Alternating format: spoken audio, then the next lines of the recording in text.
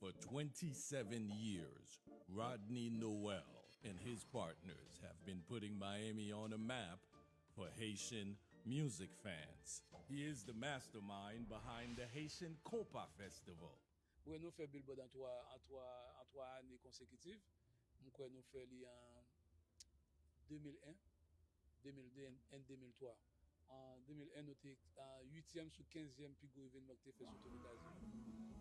A celebration that brings the heartbeat of Haiti to South Florida. The 27th annual Haitian Compas Festival lit up North Miami, right in the heart of the Haitian community.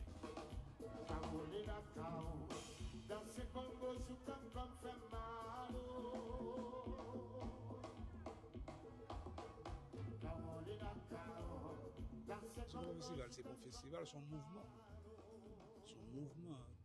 qui fait les jeunes haïtiens américains qu'on est qui ça drapeau lié.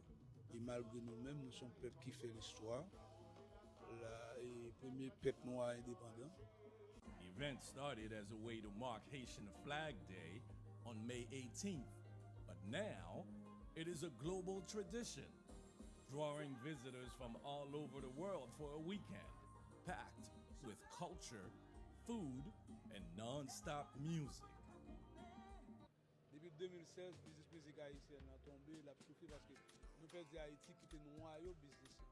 Parce que Haïti c'était 60% business antérieur. And talk about star power, this year's festival features some of the biggest names in Haitian music, including Wuchel, T-Vice, Fatima, and the fan favorite Zafem.